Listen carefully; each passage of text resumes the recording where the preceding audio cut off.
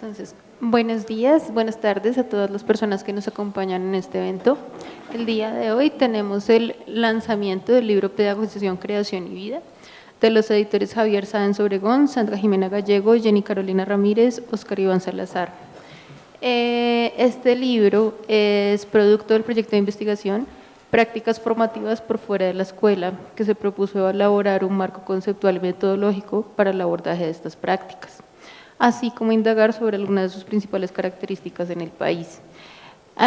Para hacer la apertura del conversatorio que tenemos el día de hoy, tenemos al profesor Javier Sáenz y al profesor Sebastián Cuellar también.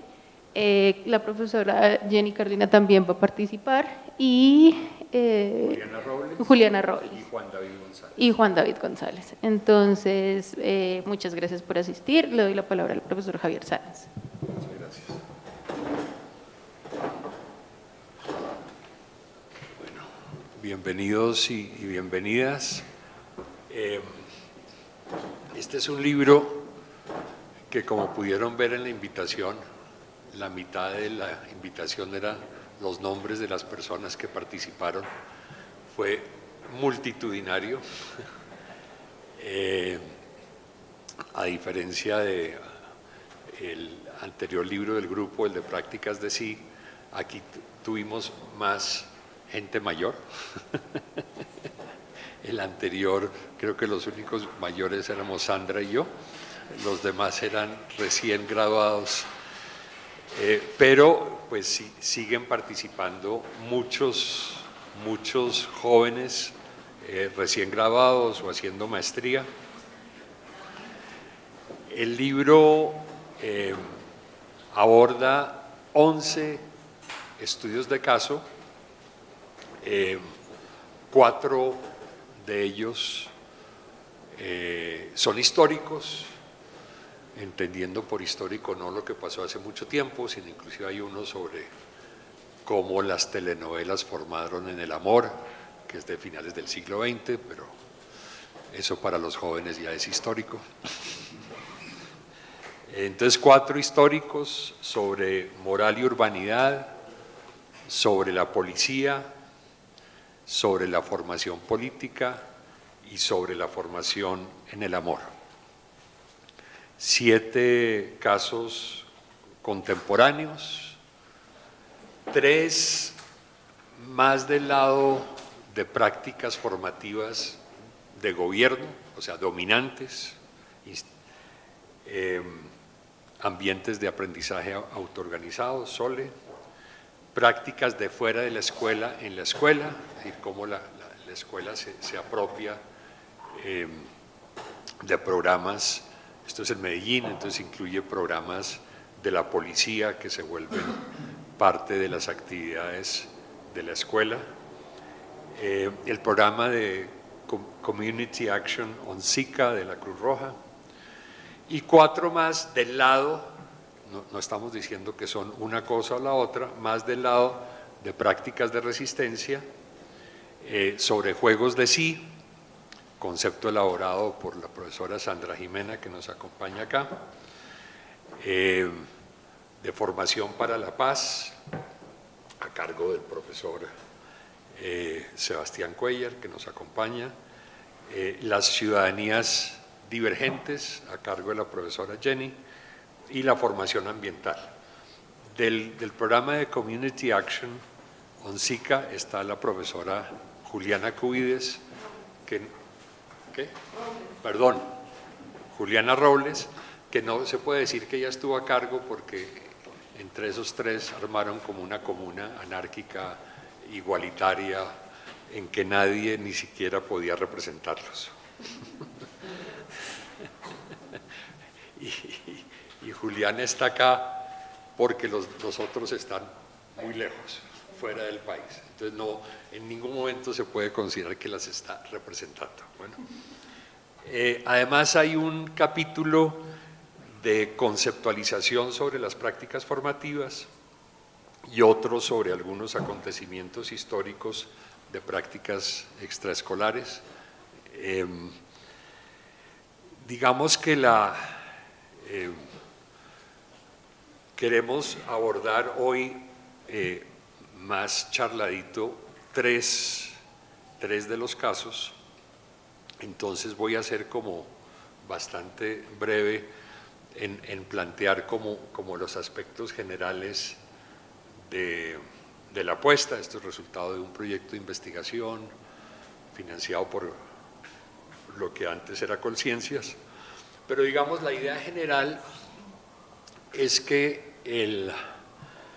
hay estudios, muchos estudios sobre la pedagogía, sobre la educación en la escuela, sobre la formación, usando el concepto que nosotros escogimos,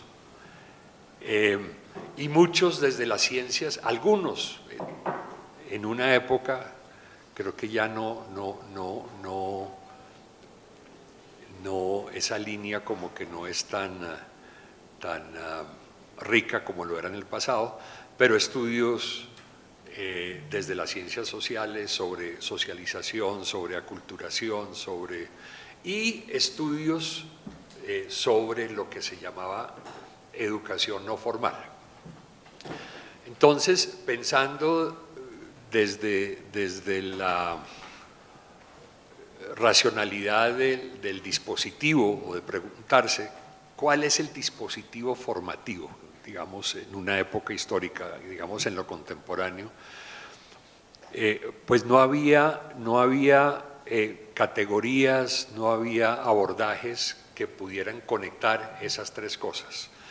Y entonces en el capítulo conceptual se hace una apuesta de eso, cómo se podría hacer, es decir, cómo tener incluyendo, me faltó, viendo a Jean Paul me acuerdo, pues toda la dimensión formativa de los medios masivos de comunicación, de los juegos en internet, el impacto formativo del diseño de los espacios.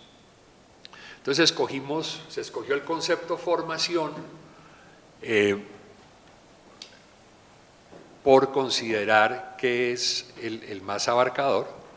El de pedagogía evidentemente ha estado asociado históricamente a la escuela, así hoy en día se use como un adjetivo para hablar de lo bonito, y lo efectivo por fuera de la escuela. Y el concepto de formación, a partir de un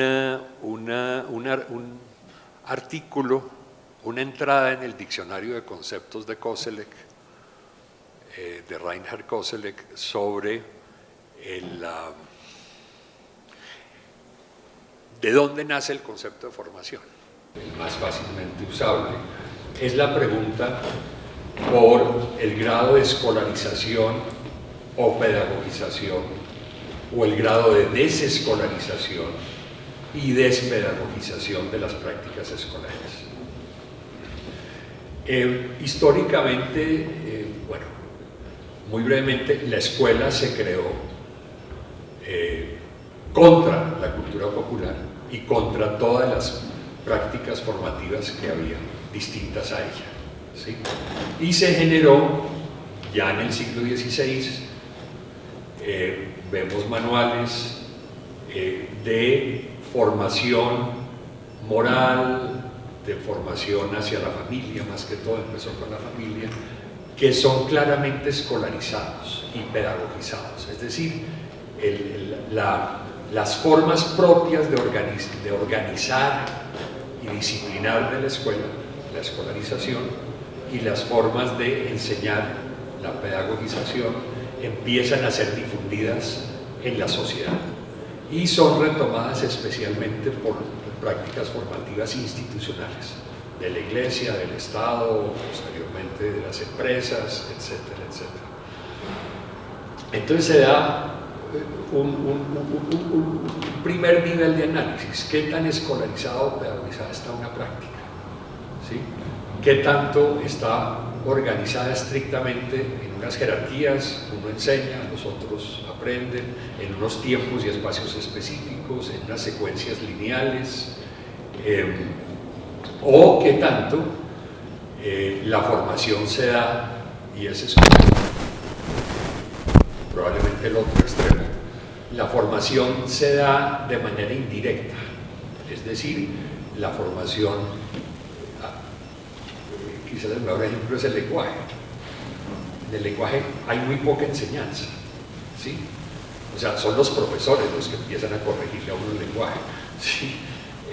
Y entonces uno aprende a hablar porque hace parte de una comunidad y tiene un interés en comunicarse. Entonces la formación no es un fin en sí mismo, pero bueno, no me quiero quedar en esa discusión.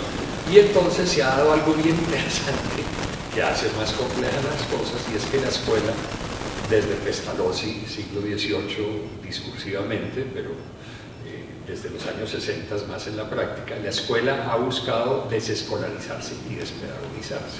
Es decir, ha buscado imitar prácticas formativas no escolares sino pedagógicas, ¿sí? Pestalozzi decía, la escuela tiene que imitar a la familia, ¿sí? Y el maestro tiene que imitar a la madre, que integra conocimiento y amor. Bueno,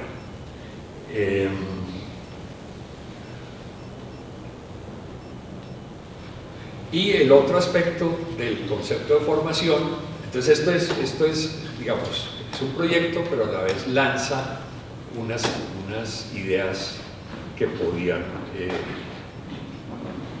ser retomadas en el futuro, y es el concepto formación. Funciona en español, creo que en francés y en inglés también, no creo que funcione en todos los idiomas. El concepto formación permite desantropologizar la idea de que se forman individuos, ¿sí? Es decir, salirse de que la formación tiene que ver de humanos con humanos.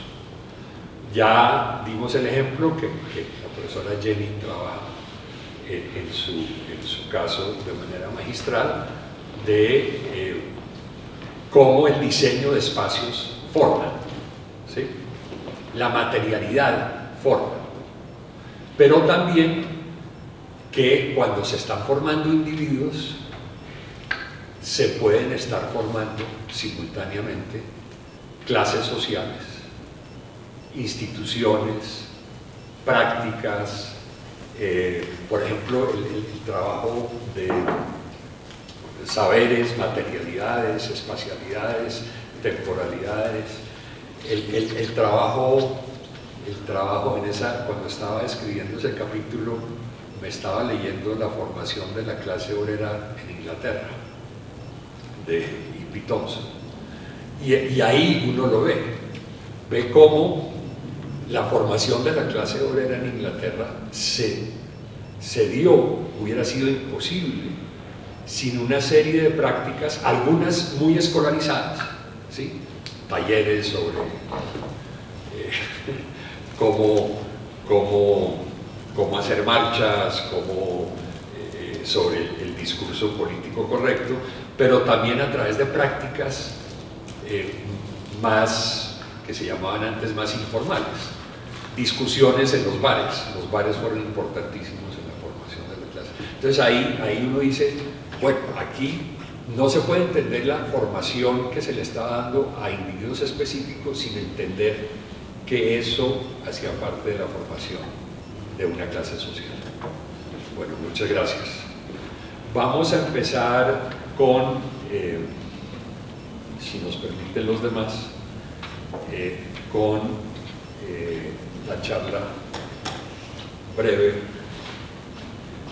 las preguntas para acolchar a Jenny.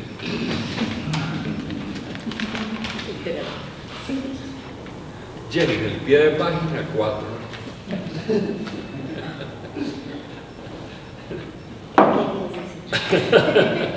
No, empecemos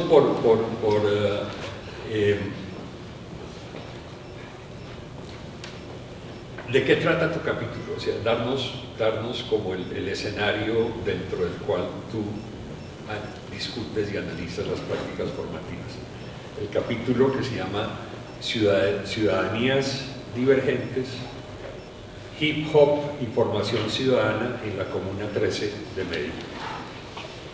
Gracias, Javier. Un saludo para todas, todos quienes están acá y quienes nos siguen por la transmisión.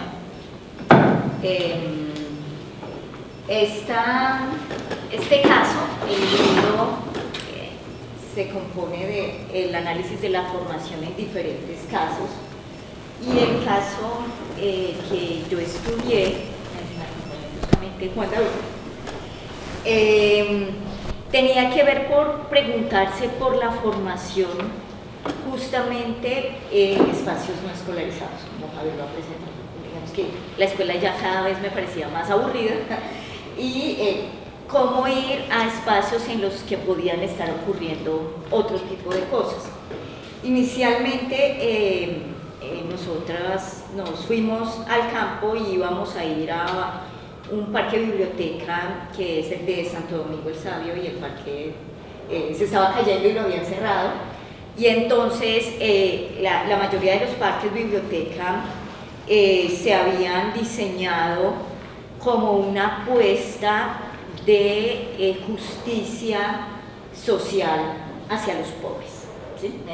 Era la apuesta del mandatario que en ese momento estaba en Medellín, y era que las grandes infraestructuras no podían ser solo privilegio de las élites, sino que los pobres también tenían derecho a inversiones que tuvieran unas calidades extraordinarias. Entonces, algunos de ustedes habrán escuchado, eso fue polémico porque le invirtieron muchísimo dinero y hasta el día de hoy arquitectónicamente no logran estabilizarlo.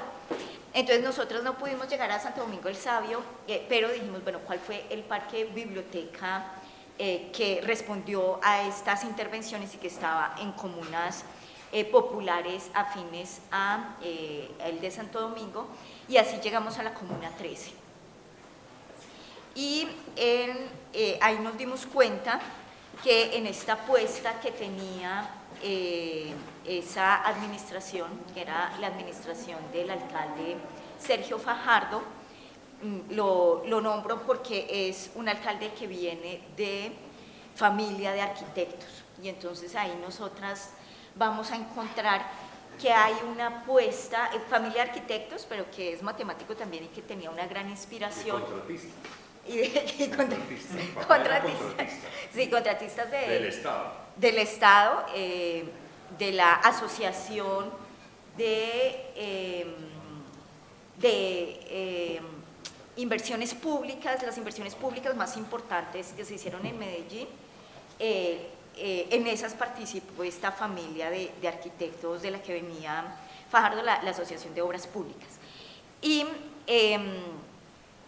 entonces, desde esa apuesta por el urbanismo, pero también desde la inspiración de Mockus, nosotros vamos a encontrar en este caso una apuesta por algo que él va a llamar el urbanismo social, y que se ha hecho muy famoso en los grandes congresos de arquitectura del mundo. Yo, investigando el caso, me di cuenta lo famoso que es Sergio Fajardo en el mundo entero, y Medellín como el caso paradigmático del urbanismo a favor de la equidad social. Y entonces ahí vamos a encontrar esta apuesta por poder formar ciudadanos que hacían parte de una clase social, de una clase popular que había sido criminalizada en Medellín. En la Comuna 13 pues estaban los indicadores más altos de violencia, y allí el alcalde con sus asesores arquitectos dicen, bueno, ¿cómo promover cultura ciudadana a partir del urbanismo, a partir de las infraestructuras? Y retoman una idea que venía de como 3 décadas atrás, que era esta apuesta en Estados Unidos de una escuela criminológica sobre la teoría de las ventanas rotas, y era que en la medida en que se iban deteriorando los espacios, las personas tendían a comportarse peor, de acuerdo a la idea de las ventanas rotas. Y entonces ahí hay una línea de la política pública de que espacios bellos van a generar buenos comportamientos, y allí lo fascinante del caso fue ver cuál era ese propósito de la intervención urbana y finalmente las personas que terminan haciendo con esa materialidad que les impone. ¿Sí? Sí, listo, profesor. Bueno, a partir de la investigación, ¿qué se puede decir de las relaciones entre espacios urbanos y formación?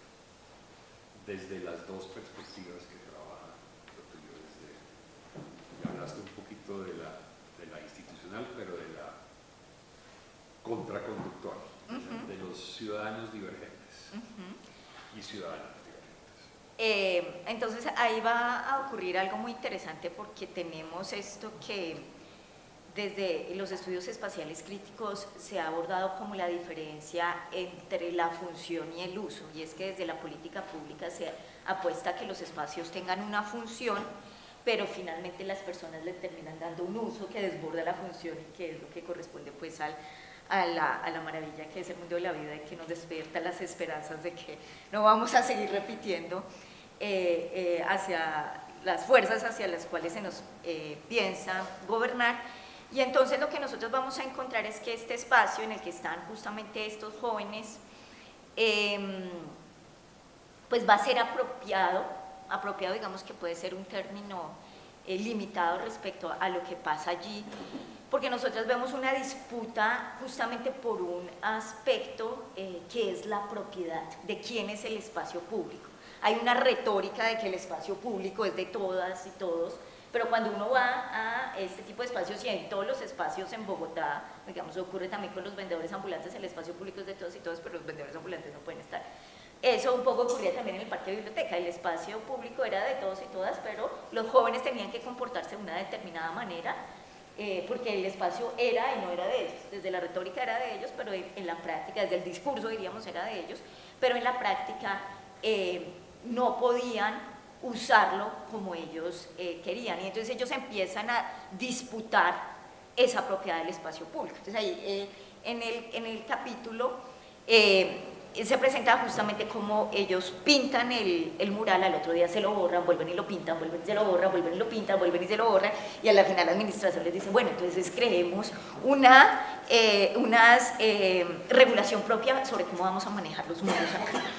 Y se cree que esto pues, a mí me interesaba mucho también porque yo me acercaba a los estudios del derecho, era cómo se creaba el derecho desde las prácticas, no desde lo que estaba dado, desde lo que se imponía, sino finalmente ellos terminan disputando cuáles son las reglas bajo las cuales va a funcionar ese espacio público. Junto a eso lo van a usar también, el capítulo está articulado alrededor de la cultura hip hop, entonces lo van a usar para hacer graffiti, pero lo van a usar también para hacer performance de hip hop agrario, que es un hip hop que se va a dar particularmente allí en la Comuna 13, de jóvenes que reivindican no solo la calle como el hip hop tradicional de los Estados Unidos, sino la tierra y la conexión con la tierra, porque varios y varias de ellas eran de origen rural. Lo van a utilizar también para hacer breakdance en espacios que no estaban pensados para eso, pero que van a posibilitar todo esto. Digamos que lo interesante va a ser que va a dar lugar al entramado comunitario, a que la gente se pueda encontrar, a que la gente se pueda organizar y un poco a que la gente pueda conspirar cosas a partir de esa materialidad. Pero ahí en el capítulo se hace mucho énfasis en que si no existiera la materialidad, esos encuentros difícilmente son posibles, es decir, que la materialidad es fundamental para la vida política. Y incluso una materialidad que se ha pensado para gobernar a los sujetos de determinada manera, pues lo que nos muestra el caso es que la fuerza que hay en este tipo de sujetos pues termina transgrediendo esos mismos propósitos bajo los cuales se pensaba los efectos que esa intervención urbana iba a tener. Entonces, se podría decir que son prácticas formativas que están formando, por medio de las cuales se está autoformando un grupo, pero que simultáneamente se está formando el espacio. Sí, ¿sí? De acuerdo. Okay. Se está creando el espacio. Bueno,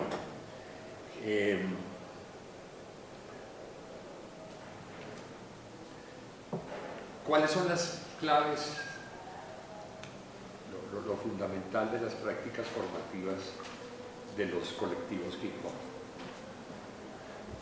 Además de esa reutilización del espacio, hay algunas características que los pongan en conflicto con las prácticas formativas estatales o que se aprovechan, un poco como dijiste, un poco hacen uso de fuerzas desatadas por los gobiernos, pero les dan un sentido y una dirección distinta. O sea, ¿cuál sería, cómo caracterizarías lo que hacen ahí? Sí, hay tres elementos que me parecen que son llamativos respecto a eso. Uno, que supera incluso la apuesta de la política pública, sino que tiene que ver más con las fuerzas de la pedagogía y de la escuela, y es que la mayoría de los procesos de formación que ocurren en los colectivos de hip hop se dan entre pares. Entonces, cuando uno habla con ellos y ellas, son espacios más masculinizados los de los colectivos de hip hop.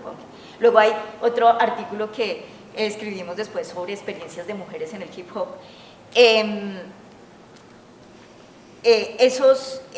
El aprendizaje del graffiti se hace con otros y otras que han experimentado, y en eso tiene un componente muy experimental. El del breakdance se hace viendo videos de cómo lo hacen los otros e imitando un poco, improvisando pasos entre ellos y ellas. El del rap también, digamos que ocurría muy en procesos colectivos entre pares, es decir, por eso esta idea del crew, que es como este círculo en el que la cuestión del círculo es que no hay jerarquías, es que el crew tiene digamos, cierta paridad, y el proceso de formación, digamos que estaría rompiendo la formación clásica de alguien que posee el saber y alguien que no lo tiene.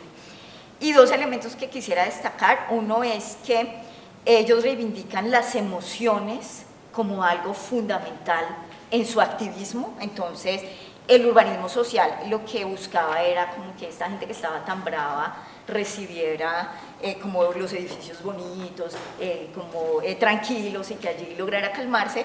Y efectivamente pues tenemos una población que ha sido víctima del conflicto armado, que recibió la operación Orión, que les han desaparecido a sus familiares, y a quien el activismo viene de la rabia, y hay una reivindicación de la rabia, y la rabia se ve en los murales, la rabia se ve en el contenido de las rimas de hip hop. Es decir, esta política, que no es una política que busca el consenso, como sería la política liberal, sino es una política que irrumpe y que evidencia el conflicto social y lo pone, digamos, como sobre las paredes. En este caso lo hace completamente claro. Y la tercera es que son espacios que se pensaban, digamos, como para esa forma política liberal también de una audiencia pública, de una reunión en la que la Junta de Acción Comunal presenta da cuentas de lo que está pasando, y ellos lo significan más en términos, en esa dinámica de crew, de juntanza. Y entonces nosotros tenemos que uno de los líderes dice: la juntanza es nuestra venganza, nos querían débiles, separados, estamos juntos, reivindicando un poco, exigiendo verdad, justicia, reparación, que va a ser una exigencia que vamos a encontrar allí muy clara. Entonces, los elementos serían juntanza, aprendizaje, formación entre pares, y la reivindicación de las emociones y del cuerpo. Entre las prácticas del hip hop agrario estaban también las huertas y el trabajo de la siembra, y ahí había un encuentro desde la corporalidad, incluso con la tierra, ¿cierto? Entonces ellos decían: es fundamental encontrarnos, pero la tierra teje también la juntanza, porque ellos decían: se siembra una planta, pero la planta no sobrevive por sí sola, sino que usted tiene que volver a la semana, alguien se tiene que comprometer a venir a echarle agua a esa planta, y entonces esto lleva a que nos tengamos que comprometer a volver el siguiente martes, y aquí así se vaya tejiendo un poco eso colectivo.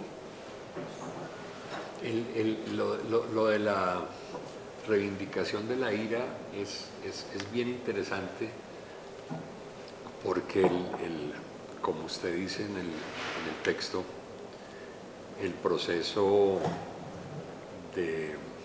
desde el Estado de Fajardo es fundamentalmente civilizatorio. Y en eso es igualito a la cultura ciudadana de Mocos, ¿sí? Donde la autorregulación, la regulación social y la autorregulación corresponde exactamente a las coacciones sociales y las autocoacciones del IAS. Y la emoción que más debe ser controlada es la ira, porque es la más desestabilizadora, ¿sí? Y está en competencias ciudadanas. La ira lleva a la violencia, es la explicación que dan en competencias ciudadanas de por qué somos un país violento y por qué es tan importante que los niños y los jóvenes aprendan a controlar su ira, ¿no? La idea de las guerras civiles es que 5 campesinos se encontraron, tomaron chicha, se emputaron, sacaron sus machetes y ahí tuvimos una guerra civil. Es decir, la guerra viene de abajo, de lo popular. Muchísimas gracias. No sé quién quiere continuar, si Juliana. Sí, continuamos con Robles Juliana. O Juliana. Bueno, Sebastián pidió que lo dejáramos como el tercer caso. Gracias, Javier. Bueno, Juliana trabajó, como lo anticipaba Javier, con Vladimir y Mariana, el caso del Zika.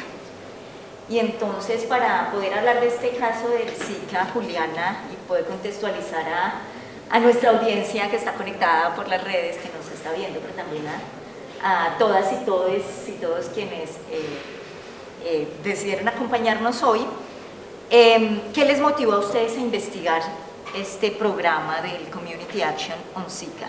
¿Y cómo encaja eso dentro de los análisis de la formación? Bueno, gracias, Jenny. Sí, para que se escuche bien. Bueno, este capítulo se llama La biopedagogización de las personas, las comunidades y el medio ambiente. Lo comenzamos a trabajar con Vladimir y Mariana porque todos, Vladimir, Mariana y yo, teníamos un interés en las prácticas formativas, pero específicamente relacionadas con la salud. Y en el grupo no había nadie más que estaba interesado en la salud, y pues para nosotras siempre ha sido como una preocupación vital y transversal en todo nuestro proceso investigativo.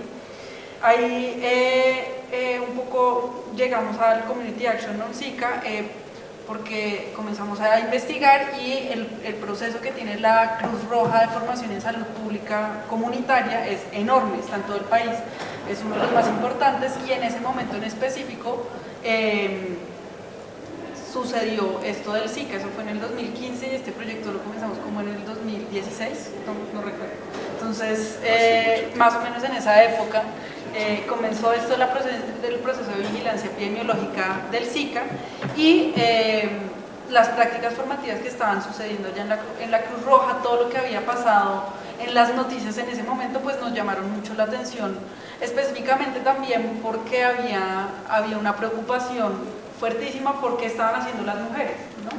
Y cómo se estaban cuidando para cuidarse del Zika, y cómo estaban enseñándole al resto de la comunidad cómo cuidarse respecto al Zika, ¿no? Entonces había propagandas, había en el noticiero segmentos enteros dedicados al Zika.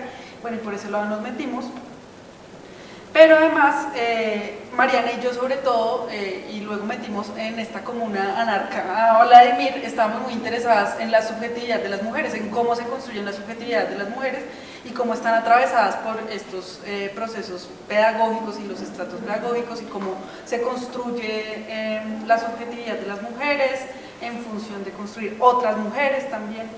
Entonces fue por ese lado que nos metimos, y lo que decimos fue analizar en el programa específico de la Cruz Roja la relación de formadores y formadoras con las personas que iban formando sobre cómo cuidarse en el Zika. Hicimos un trabajo de campo en Villavicencio, en Santa Marta y aquí en Bogotá.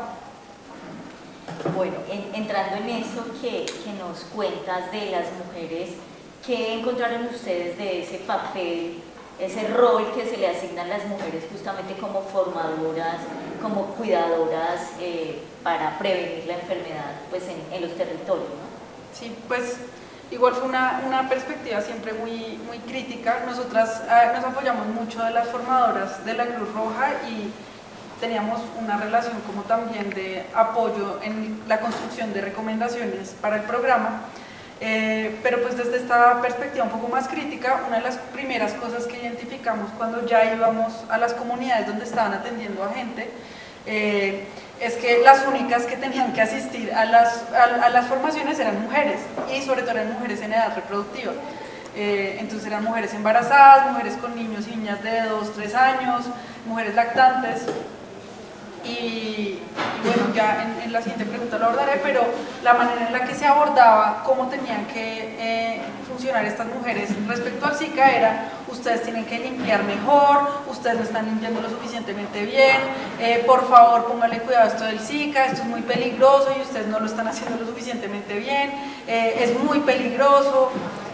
Bueno, un montón como de ideas sobre cómo podían combatir como a este enemigo que era el Zika en ese momento. Pero además,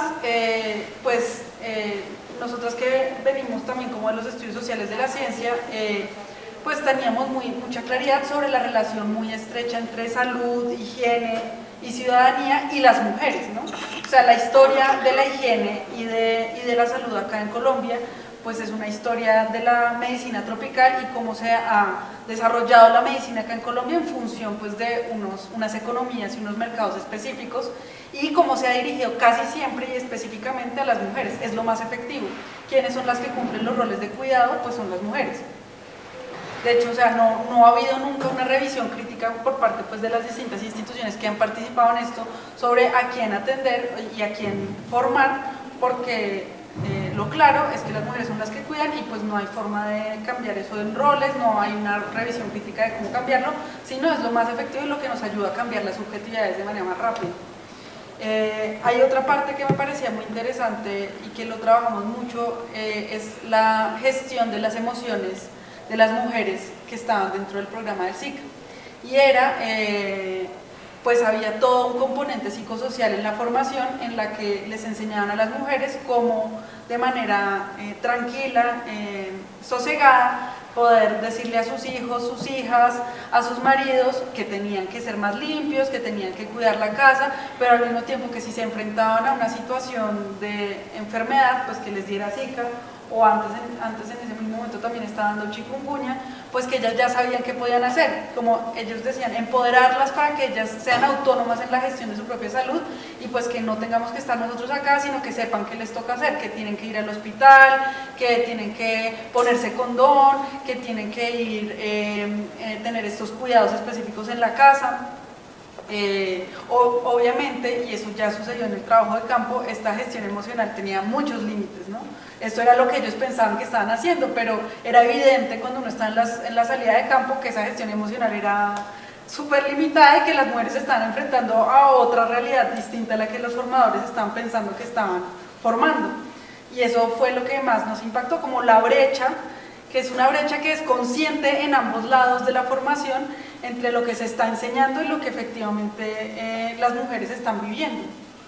Esa era la otra parte que específicamente de la feminización de las labores del cuidado que identificamos. Y bueno, unas especies de resistencia en esa formación, porque las mujeres igual agradecían que llegara una formación en salud, porque la alcaldía no llegaba a esos territorios, el agua no llegaba a esos territorios, el hospital quedaba 3 o 4 kilómetros, quedaba muy lejos.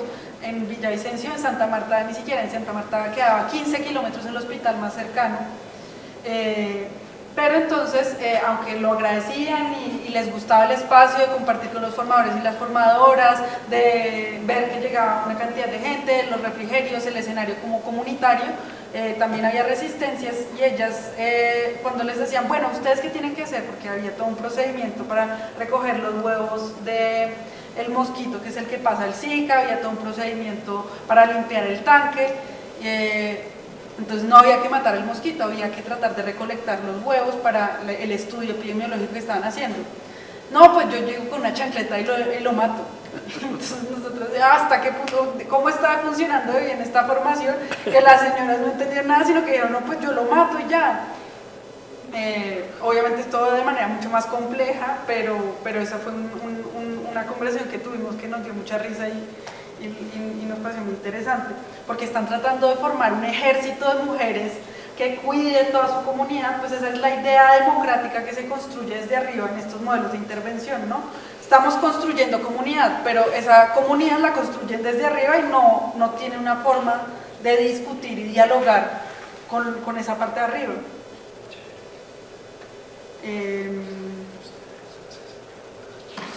Listo, eso tenía sobre la feminización.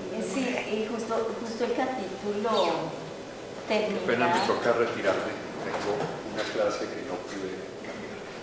Gracias, termina dejando en evidencia esto que algunos estudiosos del gobierno han planteado como la muerte de lo social, ¿no? Y es el Estado neoliberal retira su apuesta de garantías de derechos y termina individualizando la responsabilidad, en este caso la termina individualizando en estas mujeres que se hacen las heroínas del SICA, pero que finalmente pues resulta siendo también una estrategia discursiva para distanciarse pues de las responsabilidades en términos justamente de infraestructura, de garantías de derechos. ¿Cómo ven ustedes, o viste tú, ya que no vamos a hablar en representación de los otros, cómo viste tú esa situación ahí? Una de las cosas que construimos, como nos apoyamos en la construcción como conceptual, fue el concepto de biopedagogía, y que dentro de la biopedagogía eso nos apoyamos con algunos artículos de unas antropólogas. Se construyen biootredades, ¿no? Entonces, que la manera en la que se construye esta forma de relación entre el Estado para que se gestione la salud de manera individual y hay una responsabilización entre las distintas personas que están ahí vulnerables a alguna enfermedad, es construyendo como una otredad enemiga. Y es esas personas que son sucias, que no han logrado cumplir con las expectativas y los estándares de higiene para que no haya agua estancada y no les pique el Zika o el dengue o la fiebre amarilla. Esas mujeres que no están atentas a que su salud sexual y reproductiva esté lo suficientemente bien cuidada para que por transmisión sexual no se les pegue nada, pues. Entonces, como que una de las cosas que veíamos era que a pesar de tener como mecanismos muy sofisticados de gobierno y de formación, termina siendo una cosa un poco dualista, ¿no? Entonces, construir ese enemigo dentro de la salud para que se reafirme la necesidad de estar constantemente formándose y cuidándose a sí mismas. Sin embargo, lo que les decía, las personas no eran totalmente inocentes y recibían de manera pasiva todo lo que estaban diciendo los formadores de la Cruz Roja, que igual en todo caso también decían cosas muy interesantes y ayudaban mucho dentro de la comunidad, sino que pues eran agentes totalmente activas a la hora de discutir con ellos y de ponerles en presente que lo que estaba sucediendo no era lo que ellos estaban pensando que estaban logrando, o sea, no estaban logrando formar subjetividades limpias, organizadas, no estaban logrando que la gente lograra realmente tener como esa trampa y limpiar los tanques, porque la realidad superaba esa idea de gobierno y pues de control que podían construir comunitariamente, y en esa idea de democracia que estaban construyendo desde la Cruz Roja, porque decían, esto es una mediación pedagógica, esto es súper comunitario, esto lo estamos haciendo democrático, está participando la comunidad, somos flexibles, etcétera, etcétera. Pues porque en barrios en Santa Marta no llega, y todavía, y esto pasó hace 5 años, no llega el agua por 2 semanas. Entonces las mujeres le decían, pues yo tengo 2 niños, uno de 2 años, otro de 4 años, tengo a mi marido que le toca trabajar, a mí también me toca trabajar, ¿y usted cree que yo me la voy a pasar limpiando el tanque sabiendo que me toca recolectar lo más que puedo para tener agua en 2 semanas? Pues a mí no me importa la huitrampa, ni me importa limpiar el tanque, yo necesito agua para poder sobrevivir. Y obviamente todos los formadores de la Cruz Roja entendían eso y quedaban un poco impactados y choqueados por la misma forma en la que los formaron a ellos, no tenían las herramientas para responder a esa situación, no las tenían. No sabían cómo responderles, bueno, no, entonces busquémosla, entonces ponga esta red así, entonces guarde un pedazo de agua en este lugar donde de pronto puede ser menos peligroso. Alguna forma de responder eso no había. Y eso da cuenta del carácter multicultural de esa intervención. ¿Y por qué es un carácter multicultural? Porque sí está financiado por entidades internacionales que tienen como una especie, eso se llama teoría del cambio, que es una forma de intervención que tiene una historia que no es una historia muy grata, que tiene mucho que ver con estrategias militaristas también de intervención acá en América Latina, y es una construcción de la inclusión excluyente del multiculturalismo. Sí, va a participar la comunidad, pero no me va a retroalimentar como yo lo estoy formando. Yo soy el experto, usted es el ego, y usted me escucha, me entiende, hacemos rompehielos, hacemos dinámicas, pero usted tiene que hacer lo que yo le diga. Y pues es una característica multicultural de esa intervención dentro de estas formas avanzadas del neoliberalismo. Multicultural y colonial. Colonial, que son las recetas que se diseñan para el sur global. Esas mismas políticas no se aplican en el norte como se aplican en el sur. Y las mujeres que son sucias, entre comillas, y que no son higiénicas, son las del sur global. Esto de la fiebre amarilla y el dengue sigue siendo un asunto que se trata como una cosa de la gente pobre del sur global. Sí, de pronto ya como un apunte final sobre este caso para ya pasar al de formación para la paz. Una de las cosas fascinantes que tiene esta investigación que ustedes hicieron es el análisis en múltiples escalas, ¿no? Entonces está de las organizaciones internacionales, pero también en la escala nacional, un poco la apuesta del Estado, y ya en la escala territorial. ¿Qué de pronto nos quisieras como comentar acerca de eso? Bueno, eso tiene que ver con cómo se introduce este análisis también dentro del contexto del libro, ¿no? Y es como las prácticas formativas por fuera de la escuela. Y es que esto tiene un modelo, ellos llaman en cascada de formación. Entonces, hay una formación por parte de una élite de formadores de la Cruz Roja Internacional que forma a unos voluntarios que están en la parte territorial, y los vienen y los tienen acá por 2 semanas en Bogotá. No pueden salir de Bogotá, no pueden salir del hotel, tienen casi que 12 horas completas de formación intensa acá, y la idea es que ellos repliquen esa formación para otros voluntarios en sus territorios, y que esos voluntarios vayan y formen a las comunidades. Entonces ellos le dicen Training of Trainees, se llama, y es una formación en cascada.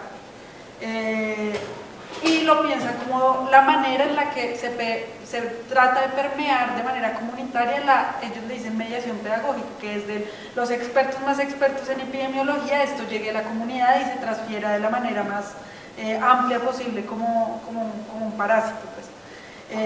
Sin embargo, detrás pues, de esa lógica en cascada están estas lógicas coloniales muy utilitaristas, como en términos de razón instrumental, de responder a unos indicadores y a cómo administrar unos recursos en los países del tercer mundo, ¿no?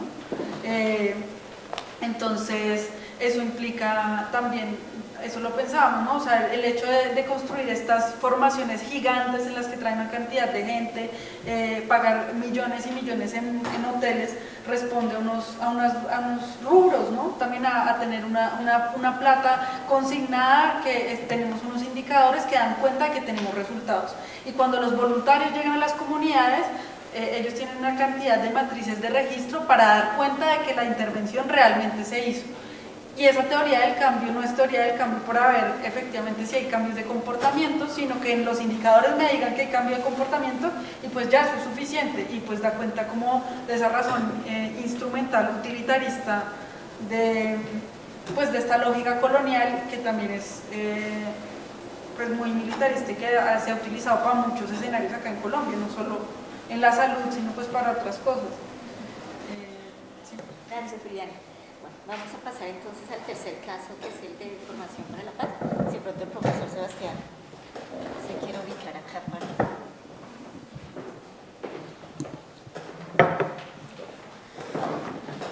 Buenas tardes, buenas noches ya casi. Espero que estén bien en este lanzamiento de este gran texto que nos convoca a todos, todas y a todos en este día. A nosotros nos correspondió el capítulo número 11 del libro, que es Itinerarios de Resistencias Cotidianas, Memoria Colectiva y Dignidad, exploraciones sobre la formación para la paz. Cabe decir desde un principio que es tal vez el capítulo más extenso del libro, más o menos 50 páginas, y tiene 3 momentos distintos. Un primer momento donde se explora un poco, a manera de genealogía, el discurso justamente de formación para la paz en el canon occidental hegemónico, que tiene una traducción en, digamos, los manuales de resolución de conflictos y construcción para la paz, que entre otras cosas fue también determinante para digamos, toda la infraestructura de paz que, digamos, propició la firma del acuerdo en el 2016. Y, digamos, está acompañado de 2 estudios de caso, uno en Medellín, muy cercano al caso que expone la profesora Jenny Ramírez, de jóvenes que resisten a la violencia y al olvido después de la famosa Operación Orión, a partir del hip hop y ciertas prácticas como agroarte, como las siembras y todo ese tipo de cosas. Y nosotros pues, nos concentramos en otro estudio de caso, que es el caso de la Fundación Nidia Erika Bautista para los Derechos Humanos, donde tratamos de capturar las texturas de resistencia al olvido y de la violencia que mujeres buscadoras de desaparecidos activaron, digamos, en su lucha por dignificar la vida de sus seres queridos desaparecidos y de ellas mismas.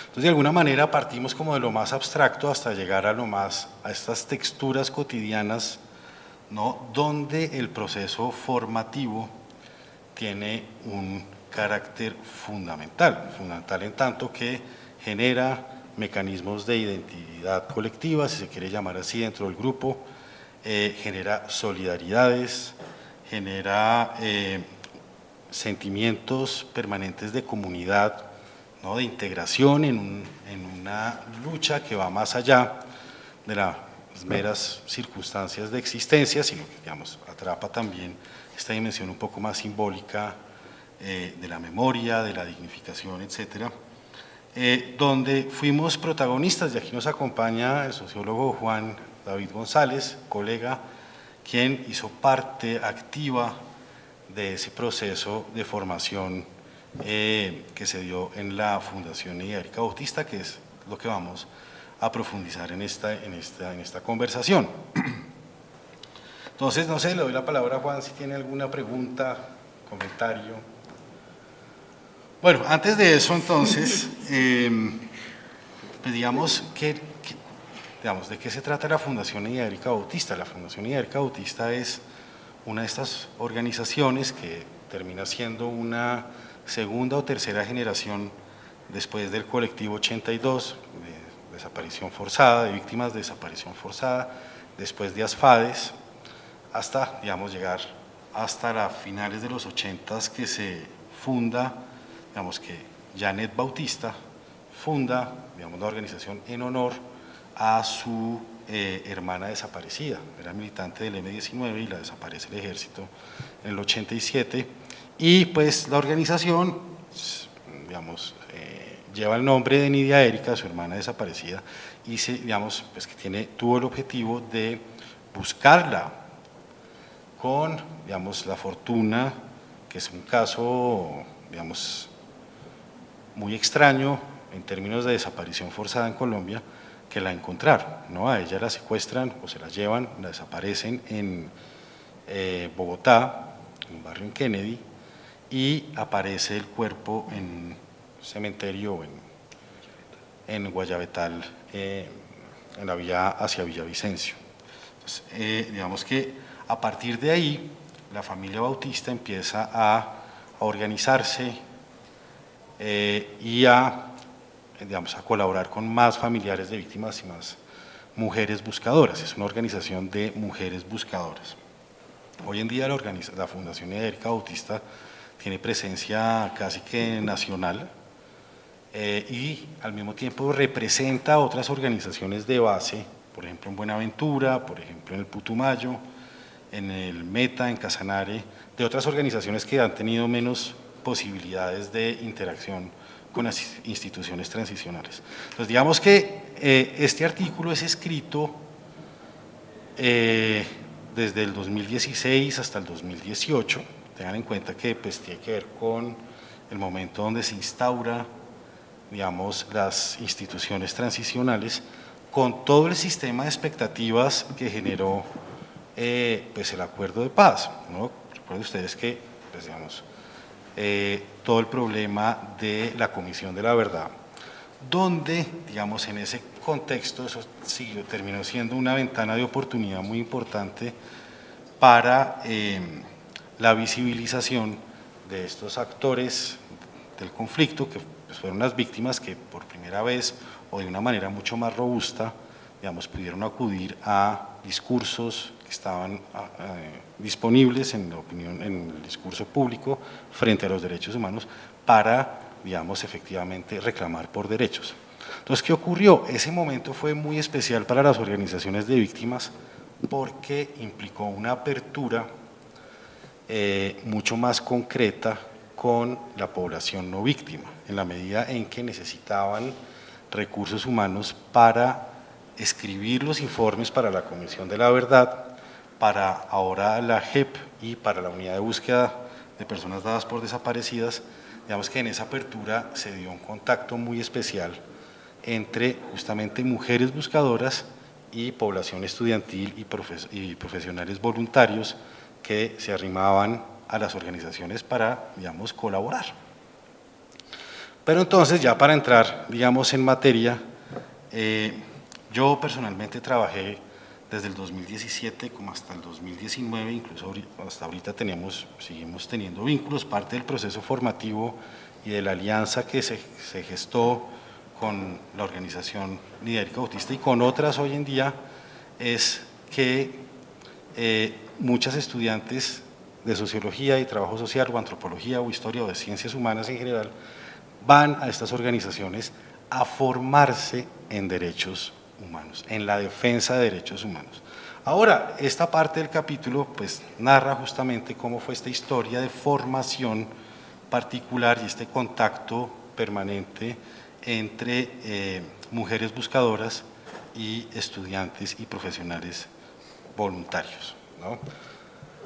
Es que le doy la palabra a Juan, entre otras cosas, estudiante voluntario que se formó como defensor de derechos humanos, que eso vale la pena también pensarlo bien, en la Fundación Lidia Erika Bautista, ¿no?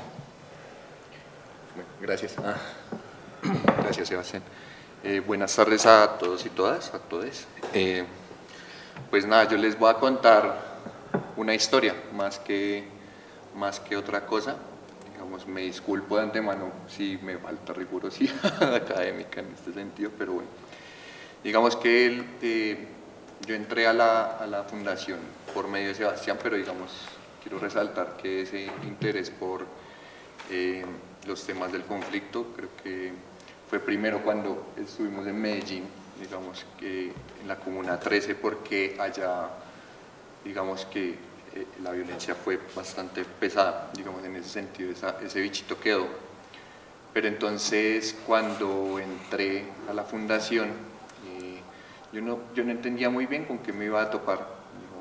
Pensé que me iba a topar con un trabajo más mecánico, ¿sí? En el sentido de transcribir, de muchas cosas en el sentido de lo que uno hace cuando está estudiando y cuando está terminando la carrera, que digamos uno es la hormiguita obrera en el sentido de transcribir, de estar escuchando, de estar investigando, digamos que, bueno. En ese sentido, cuando entró a la fundación en 2019, me topo con una cosa que a mí personalmente me cambió la vitalidad, en el sentido,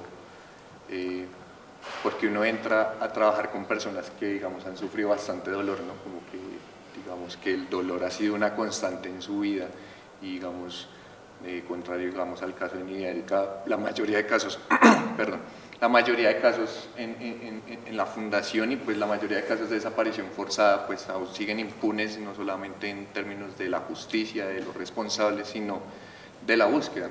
Digamos, el porcentaje de personas encontradas es muy mínimo, entonces en ese sentido pues cabe destacar eso.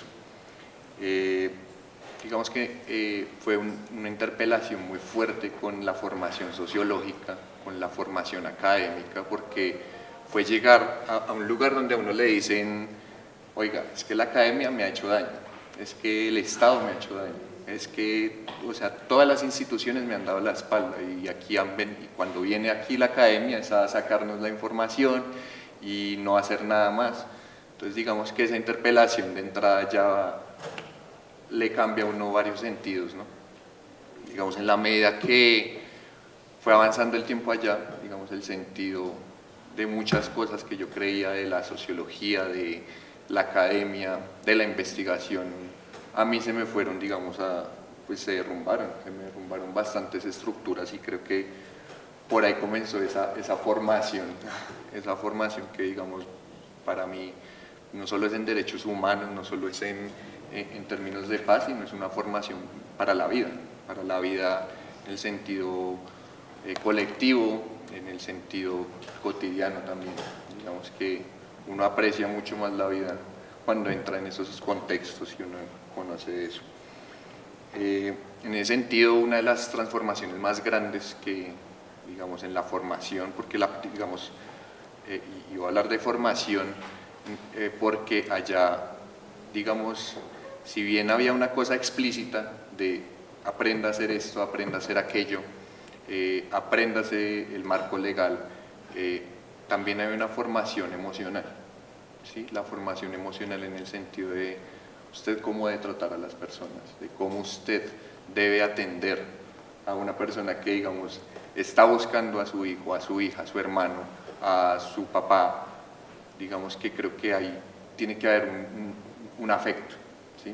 Y el afecto, digamos, en ese sentido moviliza, digamos que en ese sentido, y digamos que moviliza, y también lo que termina haciendo es que, digamos, la formación académica que uno trae, digamos, no le dé a uno un estatus, sino que sea una herramienta de servicio. Digamos que puede sonar cristianizada la cosa, pero es en el sentido del servicio, de servir a otras personas, digamos, y de pronto aligerar las cargas que tiene, digamos, muchas personas. En ese sentido, pues, me pude topar con mujeres impresionantes que todavía guardo en mi corazón y que tenemos un afecto muy profundo, como sobre todo en Buenaventura, donde allá también la formación fue más allá también. Uno terminó volviéndose, de cierto modo, y lo voy a decir con toda la prudencia y con todo el respeto del mundo, un buscador. Digamos, no en, digamos, y no en la forma en que ellas lo hacen, digamos, que dan su vida incluso, pero sí una búsqueda de, por lo menos, digamos, si no voy a buscar a uno, pues puedo ayudar a buscar 500, ¿sí? O 100, que son los casos que ya la fundación, ¿sí? Como que uno dice, bueno, puedo hacer y aportar este granito de arena para la búsqueda que está haciendo esta mamita, esta compañera. Entonces, en ese sentido, uno ya se vuelve una herramienta, ¿sí? Y no en el mal sentido, una herramienta en el buen sentido, que uno aporta, que uno, digamos, que se da también un poquito en vida, digamos, y eso lo sentimos durante el estallido social en 2021, que fue, digamos, bastante duro, porque ya no solo era la formación en búsqueda, no solo era la formación emocional, pero ya llegó la formación en derechos humanos, que, digamos, nos tocó hacerla a puro pulso por las emociones que nos movía, digamos, lo que estaba sucediendo en ese momento. Entonces, digamos que a lo que quiero ir un poco es que la emocionalidad y las emociones, digamos, fueron papel preponderante en esa formación, ¿sí?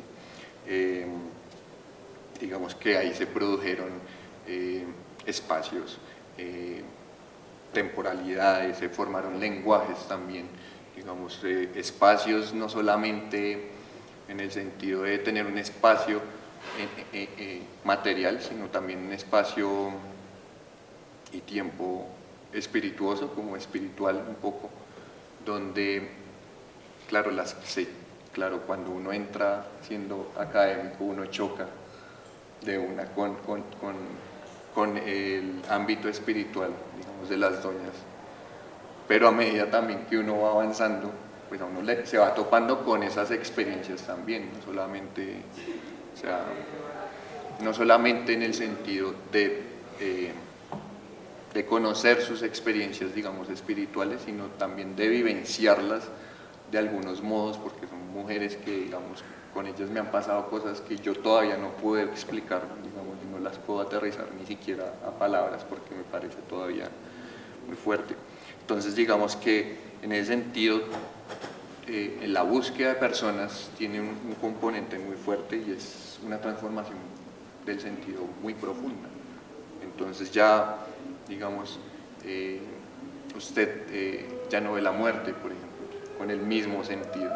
Y ya, digamos, pues personalmente, digamos, mi relación con la muerte era muy, digamos, de adolescente emo antes, digamos, pero digamos llegando a digamos, esta maduración, creo que, y eso nos pasa, digamos, cuando estamos pelados, ¿no? Como no sé, pero cuando uno entra a distinguir cómo conciben la muerte, cómo conciben la memoria, estas mujeres y hombres también buscadores, pues claro, uno se topa con una cosa que si uno no se ha acercado antes, pues le va a costar, digamos, si no, digamos, en esa formación, pues si uno está en la disposición, pues uno cambia el sistema de pensamiento, que fue lo que pasó, digamos, para mí, decir que soy sociólogo, pues ya no es tan chévere, antes lo decía con mucho orgullo, ahora no lo digo tanto porque creo que esa experiencia deconstruyó mi ser sociólogo, que, digamos que la defensa de los derechos humanos, digamos, es más transversal no solamente a un saber académico, a un saber, a un saber académico, a un saber experto, yo creo que atraviesa más un saber colectivo. Y en ese sentido, lo colectivo también es muy poderoso en la medida que, como mueve los afectos, pues digamos nos da esa idea de cómo ir, de cómo proceder ante, digamos, un contexto donde hay vulneraciones, donde sigue habiendo abusos, donde siguen ocurriendo las desapariciones forzadas, donde sigue ocurriendo, digamos, donde la impunidad perdura, ¿no? Y en ese sentido, y en esa idea, pues esos afectos se vuelven casi familia. Entonces, digamos que eso es el componente más fuerte. Y una cosa de la que me quiero pegar de lo que decía Jenny, digamos, hay una cosa que comparten las víctimas, es la ira. La ira, ¿por qué? Porque, pues, lo que les decía, hay un ambiente de impunidad muy perverso, y digamos, no solamente la impunidad, sino una serie de opresiones muy fuertes, que usted fue el asesino, ustedes son responsables también. Entonces, digamos que todo ese cambio de sentido y esa formación, yo creo que no fue atravesada tanto por esos espacios formales, de frecuencia, digamos, los que llamamos, digamos, una escuela de liderazgo, por ejemplo. A pesar de que existe una escuela de liderazgo en la Niña Erika, la escuela de liderazgo muchas veces era mover los afectos y moverse en el cotidiano siempre, y estar preguntando, oiga, ¿cómo hago esto? ¿Usted qué me recomienda para esto? O venga al abrazo, que este espacio estuvo muy fuerte, venga, no sé, salgamos y nos tomamos un café, nos tomamos una cerveza, y pues, digamos, eso forma afectos que movilizan, o sea, sobre todo transforman y movilizan.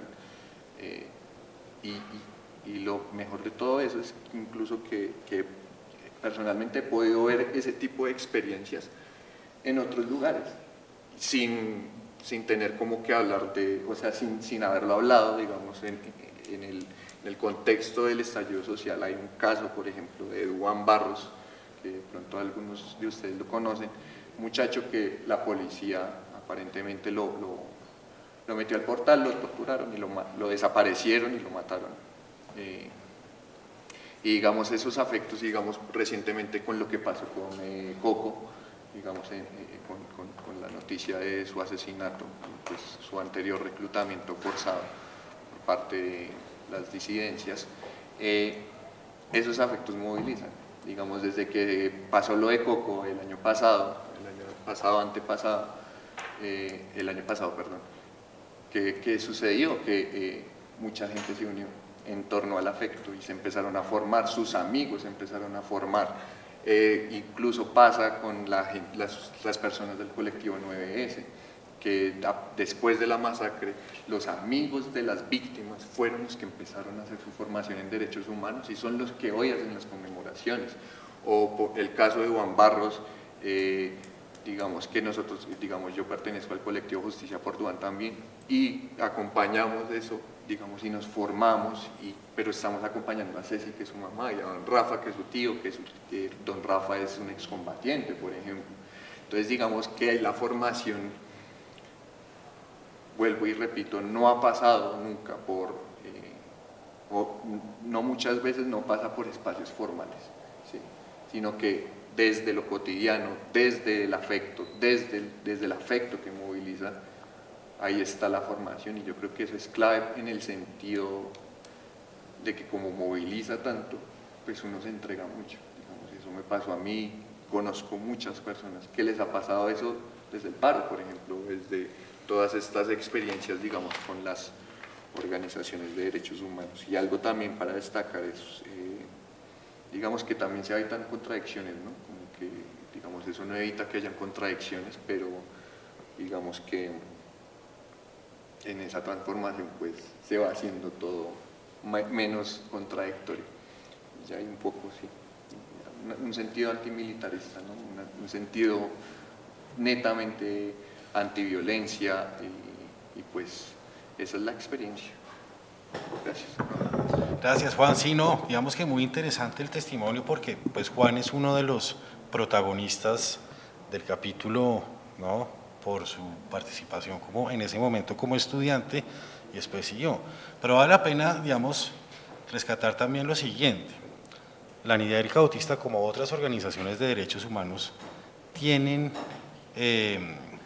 procesos de formación, ¿sí? Entonces, por ejemplo, en la Escuela de Liderazgo, que así se llama, digamos, el proceso al interior de la Unidad Erika Bautista, las mujeres que llevan más años luchando, independientemente de la edad, son las que forman a las nuevas mujeres buscadoras que buscan refugio en la fundación.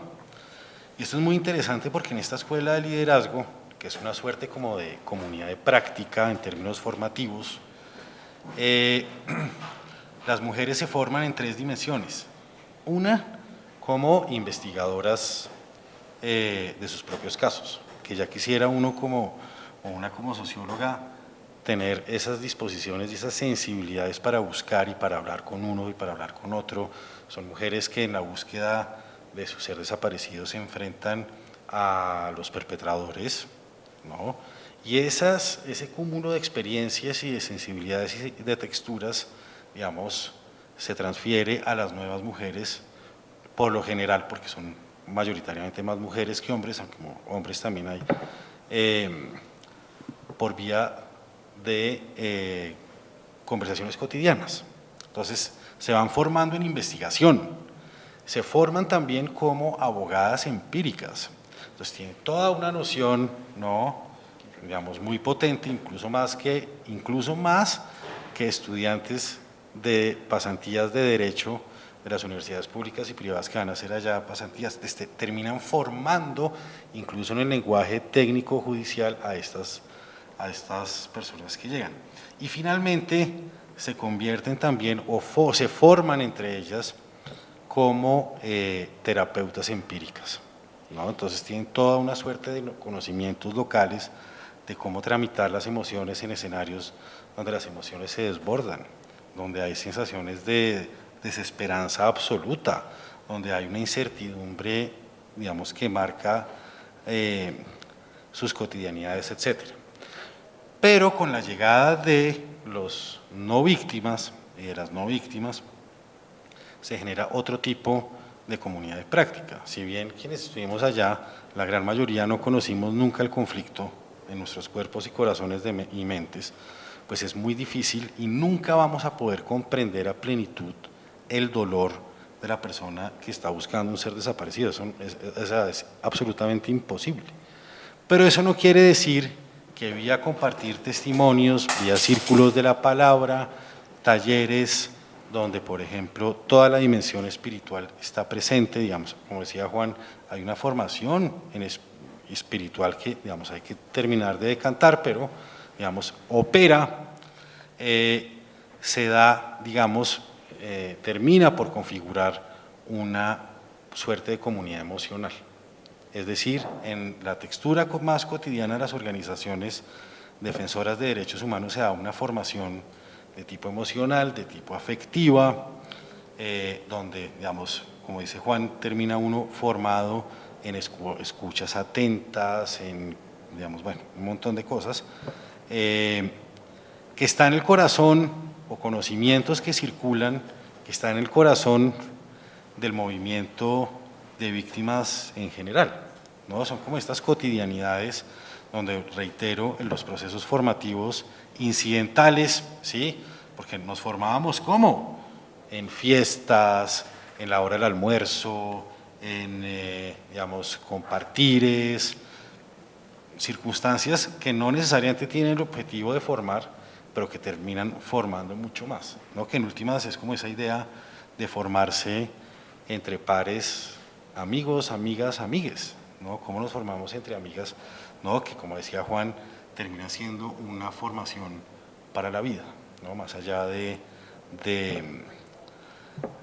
los conocimientos técnicos especializados en derechos humanos, que pueden ser una especialización aquí en la universidad, ¿no? Aquí es la experiencia cotidiana, corpórea, digamos, de compartir, digamos, en lo que termina siendo la lucha por los derechos humanos. Entonces, eso es